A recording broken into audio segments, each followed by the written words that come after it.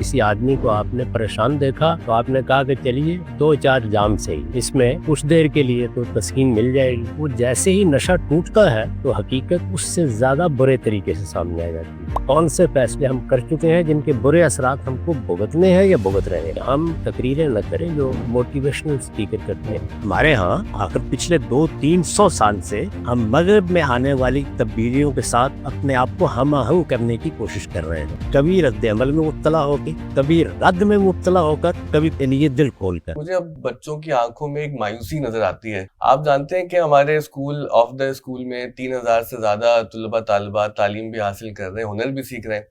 تو الحمدللہ ہم ایک کوشش کر رہے ہیں لوگوں کے لیے، ان کے بچوں کے لیے. تعلیم اور ہنر کے حوالے سے تو ہم کافی وہاں پر سرگرم رہتے ہیں، لیکن جب وہ اپنے گھروں میں جاتے ہیں تو ان کے لیے بہت مایوس کن صورتحال ہے. پھر اس مایوسی میں اضافہ سوشل میڈیا پر ہونے والے ڈسکورس کی وجہ سے ہوتا ہے، جو سیاسی عدم استحکام ہے ہمارے ہاں.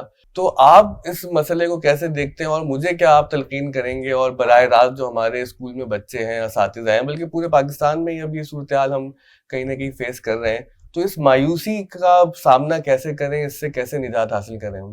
3 چیزیں ہمیشہ ملحوظ رکھنی چاہیے.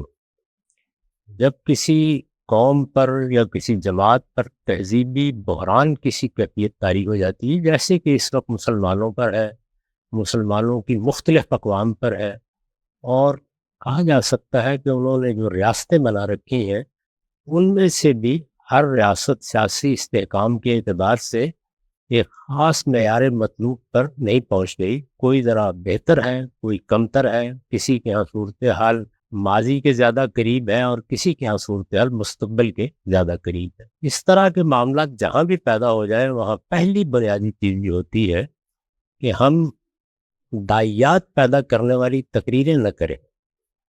داعیات پیدا کرنے والی تقریریں وہی ہوتی ہیں جو موٹیویشنل اسپیکر کرتے ہیں یا ہمارے پاس واعظین مذکرین کرتے ہیں. مذہبی پس منظر میں کی جائے یا دنیوی پس منظر میں، اس طرح کے تہذیبی بحران کے زمانے میں ان کا معاملہ بالکل ایسا ہی ہو جاتا ہے کہ کسی آدمی کو آپ نے پریشان دیکھا تو آپ نے کہا کہ چلیے 2-4 جام سے ہی اس میں کچھ دیر کے لیے تو تسکین مل جائے گی. وہ جیسے ہی نشہ ٹوٹتا ہے تو حقیقت اس سے زیادہ برے طریقے سے سامنے آ جاتی ہے. بالکل. تو میں اس لیے عرض کر رہا ہوں کہ پہلی چیز یہ ہے کہ ہم لوگوں کو حقیقت پسند بنائیں.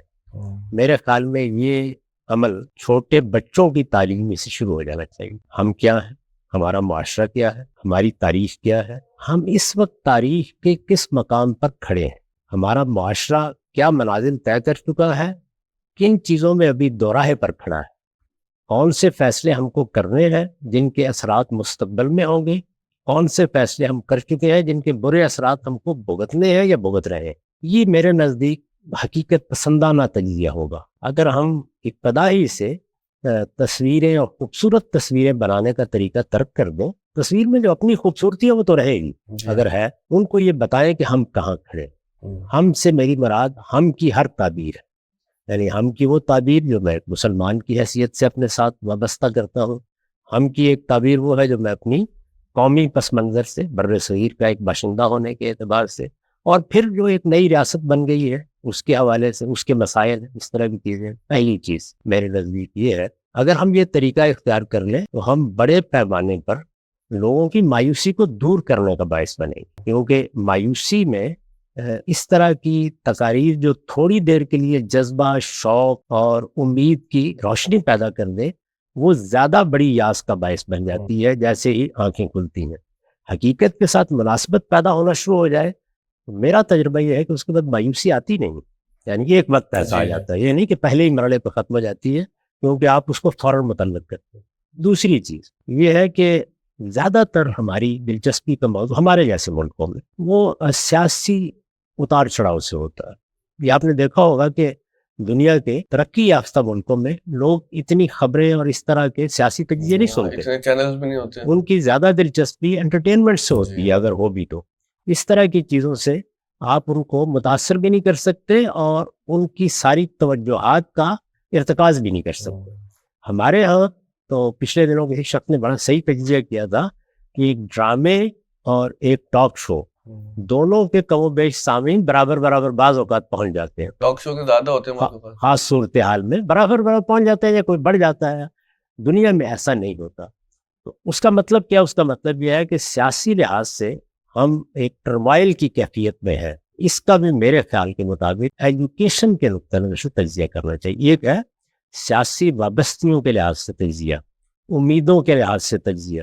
وہ ہمارے سب دانشور کر رہے ہوتے ہیں، اس پہ کالم لکھے جا رہے ہوتے ہیں.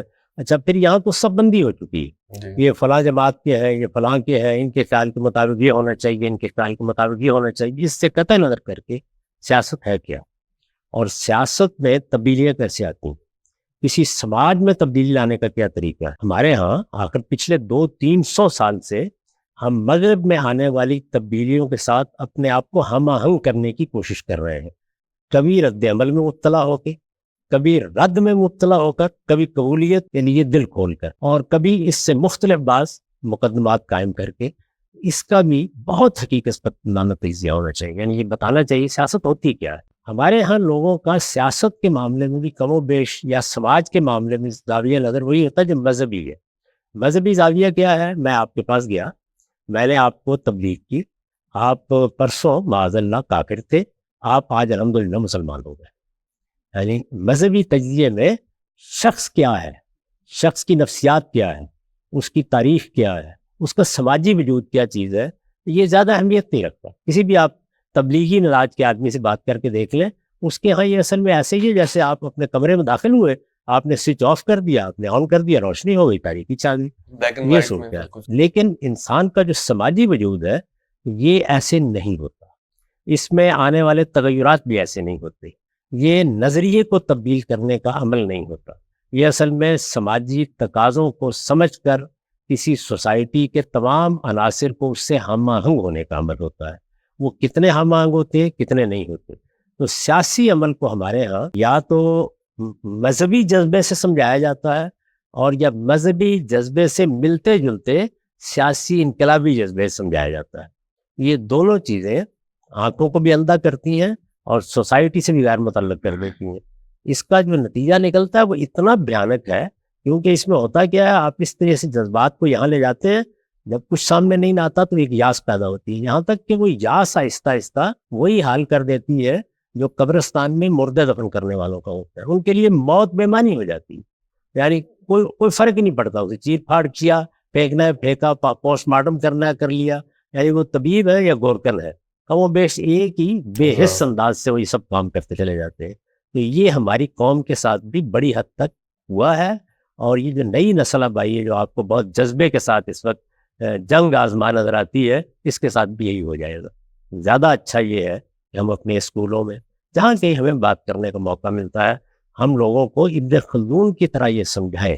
ہمارے یہاں وہ ایک بڑا مفکر ہے، یہ ضروری نہیں کہ اس کی ہر بات درست ہو، لیکن اس نے سماج کو، سیاسی عوامل کو، سوسائٹی کے اندر آنے والے تغیرات کو سائنٹیفک انداز سے دیکھنے کی بنیاد ڈالی. تو ہمیں بھی یہ کرنا چاہیے کہ ہم معاشرہ کیا ہوتا ہے، وہ کیسے بدلتا ہے، اس کے عوامل کیا ہیں، اس میں سیاسی عوامل کیسے ایک دوسرے کے ساتھ نبرد آزما ہوتے ہیں. کیا یہ جذریات ہے جو فکر سے آگے بڑھ کر سماج اور معاشرے کا حصہ بن جاتی ہے، یہ کوئی اور عمل ہے؟ تو اس کو بھی بڑے علمی انداز سے سمجھانے کی ضرورت ہوتی ہے. اور تیسری اور آخری بات جو میں اس میں عرض کروں گا وہ یہ ہے کہ جن چیزوں کو آپ سکھا رہے ہیں، ظاہر ہے کہ بچے ہیں، تعلیم پا رہے ہیں، کل کو وہ ذرا بڑے ہو جائیں گے، جن چیزوں کو آپ سکھا رہے ہیں ان چیزوں کو سکھانے کا انداز تنقیدی بنائیں. تنقیدی انداز ایک ہے کہ آپ نے ایک چیز کو بیان کر دی، ایک چیز کا قائل کر ڈالا دوسرے آدمی کو، یا قائل کرنے کی صحیح کی. تو ہم عام طور پر اسلام پڑھاتے ہوئے، پاکستان اسٹڈیز پڑھاتے ہوئے، مطالعہ پاکستان جس کا قائل کرنے کا انداز اختیار کر لیتے ہیں، یہ ہمارا مبلغانہ اسلوب وجود میں آ جاتا ہے. اس کے بجائے یہ ضروری ہے کہ مسلمانوں کے اندر تنقیدی اسلوب پیدا کیا جائے. ہم تنقید سے ڈرتے ہیں، جبکہ تنقید نہیں ہوتی، وہ کسی چیز کو اس کی اصل سے فرع تک سمجھنے کا عمل ہے. یہ میرے خیال میں 3 چیزیں ہیں جو ہمیں معلوم رکھیں.